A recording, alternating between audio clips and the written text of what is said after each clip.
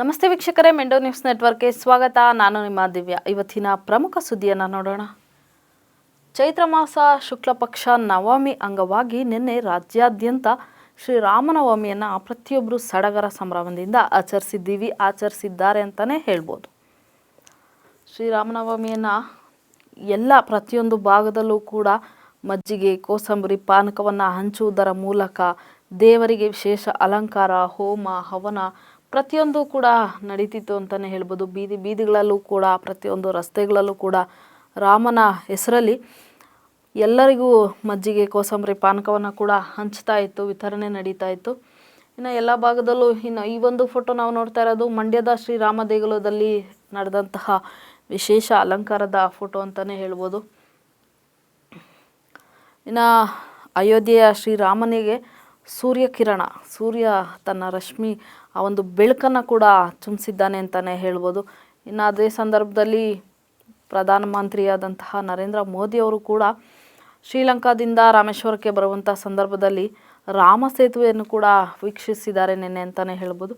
So ಇವೆಲ್ಲವೂ ಕೂಡ ನಡೆದಿದೆ. ಒಟ್ಟಾರೆ ರಾಮನವಮಿನ ಎಲ್ಲರೂ ಕೂಡ ಭಕ್ತಿ ಭಾವದಿಂದ ಆಚರಿಸಿದ್ದೀವಿ. ನಿನ್ನೆ ವಿಶೇಷ ಅಲಂಕಾರಗಳು ಕೂಡ ಪ್ರತಿಯೊಂದು ದೇವಸ್ಥಾನಗಳಲ್ಲೂ ಇತ್ತು ಅಂತಲೇ ಹೇಳ್ಬೋದು.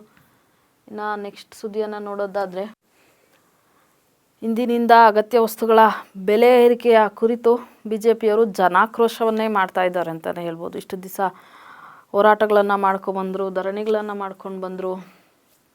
ಇಂದಿನಿಂದ ಜನಾಕ್ರೋಶ ಯಾತ್ರೆಯನ್ನು ಮಾಡ್ತಾ ಇದ್ದಾರೆ. ಸೊ ಯಾವ್ಯಾವ ಭಾಗದಲ್ಲಿ ಯಾವ ರೀತಿಯಾಗಿ ಈ ಒಂದು ಯಾತ್ರೆಯನ್ನು ಕೈಗೊಂಡಿದ್ದಾರೆ ಅಂತ ನೋಡೋದಾದರೆ ವೀಕ್ಷಕರೇ, 4 ಹಂತದಲ್ಲಿ ಈ ಒಂದು ಯಾತ್ರೆಯನ್ನು ಮಾಡ್ತಿದ್ದಾರಂತೆ. ಸೋಮವಾರ ಅಂದರೆ ಇಂದಿನಿಂದ ಮೈಸೂರಿನಲ್ಲಿ ಚಾಲನೆ ಈ ಒಂದು ಜನಾಕ್ರೋಶ ಯಾತ್ರೆಗೆ.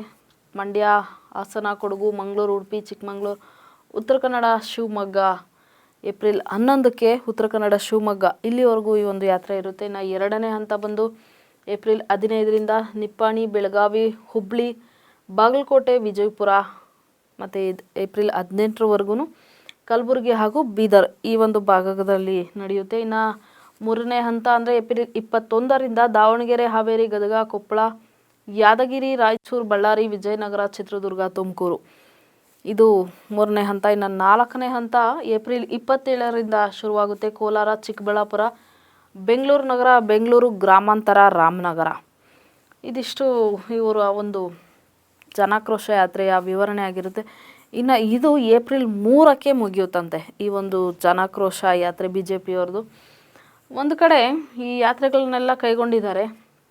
ಈ ಒಂದು ವಿಚಾರವಾಗಿ ಕಾಂಗ್ರೆಸ್ ಏನು ಈ ಬೆಲೆ ಏರಿಕೆಯನ್ನು ಮಾಡ್ತಾ ಇದೆ, ಈ ಒಂದು ಬೆಲೆ ಏರಿಕೆ, ಅಗತ್ಯ ವಸ್ತುಗಳ ಬೆಲೆ ಏರಿಕೆ ಏನಾಗ್ತಾ ಇದೆ, ಇದು ಈ ರಾಜ್ಯದ ಇತಿಹಾಸದಲ್ಲೇ ಸಿದ್ದರಾಮಯ್ಯ ಅವರು ಮಾತ್ರ ಇಷ್ಟು ದೊಡ್ಡದಾಗಿ, ಅಂದರೆ ಈ ರೀತಿ ಈ ಒಂದು ಇಷ್ಟು ದೊಡ್ಡ ಮಟ್ಟಕ್ಕೆ ಬೆಲೆ ಏರಿಕೆ ಮಾಡಿರುವಂಥದ್ದು ಇದುವರೆಗೂ ಯಾರು ಈ ರೀತಿಯಾದಂತಹ ಒಂದು ಬೆಲೆ ಏರಿಕೆ ಮಾಡಿಲ್ಲ ಅಂತ ವಿಪಕ್ಷ ನಾಯಕ ಅಶೋಕ್ ಅವರು ಒಂದು ಕಡೆ ಆದರೆ, ಮತ್ತೊಂದು ಕಡೆ DK ಶಿವಕುಮಾರ್ ಅವರು ಅಸ್ತಿತ್ವಕ್ಕಾಗಿ ಯಾತ್ರೆ ಮಾಡ್ತಾ ಇದ್ದಾರೆ. BJPಯವರು ಈ ಬೆಲೆ ಏನು ಏರಿಕೆ ಆಗ್ತಾ ಇದೆ ಇದೆಲ್ಲವೂ ಕೂಡ ಅವರೇ ಶುರು ಮಾಡಿದ್ದು, ಅವರು ಬೆಲೆ ಏರಿಕೆ ಪ್ರಾರಂಭ ಮಾಡಿದ್ದು. ನಾವು ಅದನ್ನು ತಡೆಯೋದಕ್ಕೋಸ್ಕರ ಗ್ಯಾರಂಟಿಗಳನ್ನು ಕೊಟ್ವಿ ಜನಕ್ಕೆ ಒಳ್ಳೆಯದಾಗಲಿ ಅಂತ.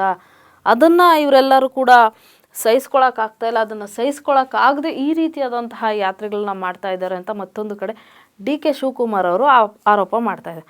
ಒಟ್ಟಾರೆ ಜನಾಕ್ರೋಶ ಯಾತ್ರೆ ಅಂತೂ ನಡೀತಾ ಇದೆ. BJPಯವರು ಈ ಒಂದು ಬೆಲೆ ಏರಿಕೆಯ ವಿರುದ್ಧವಾಗಿ ಹೋರಾಟಗಳು ಮಾಡ್ತಾ ಇದ್ದಾರೆ. ಈ ಒಂದು ಕಡೆ ಇವರು ನಮ್ಮದೇನೂ ತಪ್ಪಿಲ್ಲ, ನಾವೇನು ಬೆಲೆ ಏರಿಕೆ ಮಾಡೇ ಇಲ್ಲ, ಇದೇನಾಗಿದೆ ಫಸ್ಟ್ ಶುರು ಮಾಡಿದ್ದೆ ಅವರು, ಅದರಿಂದನೇ ಇದಾಗ್ತಾ ಇದೆ, ನಾವು ಕೊಟ್ಟಿರುವಂಥ ಗ್ಯಾರಂಟಿಗಳನ್ನ ಸಹಿಸ್ಕೊಳ್ಳೋಕ್ಕಾಗ್ತಾ ಇಲ್ಲ, ಅದಕ್ಕೆ ಈ ರೀತಿಯೆಲ್ಲ ಮಾಡ್ತಿದ್ದಾರೆ ಅಂತ ಮತ್ತೊಂದು ಕಡೆ ಒಟ್ಟಿನಲ್ಲಿ ವಾದ ವಿವಾದ ನಡೀತಾನೇ ಇದೆ. ಬೆಲೆ ಏರಿಕೆ ಆಗಿರೋದಂತೂ ನಿಜನೇ. ಇನ್ನೊಂದು ಕಡೆ ಜನಾಕ್ರೋಶ ಯಾತ್ರೆ ನಡೀತಾ ಇರೋದು ನಿಜ. ಇದರಿಂದ ಜನಗಳಿಗೆ ಎಷ್ಟು ಹೊರೆ ಬೀಳುತ್ತೆ ಮತ್ತೆ, ಅಥವಾ ಇದರಿಂದ ಲಾಭ ಆಗುತ್ತಾ, ಬೆಲೆ ಏರಿಕೆ ಎಲ್ಲ ಮತ್ತೆ ಏನಾದರೂ ಇಳಿಯುತ್ತಾ ನೋಡೋಣ. ಇನ್ನು ನೆಕ್ಸ್ಟ್ ನೋಡೋದಾದರೆ ವೀಕ್ಷಕರೇ, ಅಂಡರ್ ಪಾಸ್, ಈ ಒಂದು ಅಂಡರ್ ಪಾಸ್ಗೆ LED ಅಲಂಕಾರ, ಮಾಗಡಿ ರಸ್ತೆಯ ಅಂಡರ್ ಪಾಸ್ ಇದು ನಾವು ನೋಡ್ತಾ ಇರುವಂಥದ್ದು. ಈ ರೀತಿಯಾದಂತಹ LED ಬಲ್ಬ್ನ ಅಲಂಕಾರ ಮಾಡಿದ್ದಾರೆ. ಇದು ಸುಮಾರು 3 ಕೋಟಿ ವೆಚ್ಚದಲ್ಲಿ ನಡೆಯುತ್ತಿರುವಂತಹ ಕೆಲಸ ಅಂತಲೇ ಹೇಳ್ಬೋದು. ಅಂಡರ್ ಪಾಸು ಇವಾಗ ಒಂದು ಕಡೆ ಭಾಗ ಫಿನಿಶ್ ಆಗಿದೆ, ಮತ್ತೊಂದು ಕಡೆ ಕೆಲಸ ನಡೀತಾ ಇದೆ. ಹಿರಿಯರು ಒಂದು ಗಾದೆ ಹೇಳ್ತಾ ಇದ್ರು ವೀಕ್ಷಕರೇ, ಅದೇನೋ ಹೊಟ್ಟೆಗೆ ಹಿಟ್ಟಿಲ್ಲ ಅಂದರೂ ಜುಟ್ಟಿಗೆ ಮಲ್ಲಿಗೆ ಹೂವು ಅಂತ. ಹಾಗಾಗ್ತಾ ಇದೆ ಈ BBMP ಅವ್ರ ಕತೆ. ಯಾಕಂದರೆ ಮಳೆ ಬಂತು ಅಂದರೆ ಈ ರಸ್ತೆ ಗುಂಡಿ ಮುಚ್ಚಿರಲ್ಲ, ಅಂಡರ್ ಪಾಸ್ಗಳಲ್ಲಿ ನೀರು ತುಂಬಿ ತುಳುಕ್ತಾ ಇರುತ್ತೆ. ಅದನ್ನೆಲ್ಲ ಮಾಡೋದಕ್ಕೆ ಇವ್ರಿಗೆ BBMPಯಲ್ಲಿ ದುಡ್ಡೇ ಇರಲ್ಲ, ಸರ್ಕಾರ ದುಡ್ಡೇ ಕೊಟ್ಟಿರಲ್ಲ, ದುಡ್ಡಿರಲ್ಲ. ಪ್ರತಿಯೊಂದಕ್ಕೂ ಕೂಡ ನೆಪ ಹೇಳುತ್ತೆ BBMP, ಅದಕ್ಕೆ ದುಡ್ಡಿಲ್ಲ, ಇದಕ್ಕೆ ದುಡ್ಡಿಲ್ಲ ಕೆಲಸ ಮಾಡೋಕ್ಕೆ ಅಂತ. ಅದೆಲ್ಲದಕ್ಕೂ ನೆಪ ಹೇಳುವಂತಹ BBMP ಈಗ ಈ ರೀತಿಯಾದಂತಹ LED ಲೈಟ್ನ ಅಲಂಕಾರ ಬೇಕಿತ್ತಾ, ಇದರ ಅವಶ್ಯಕತೆ ಇತ್ತಾ?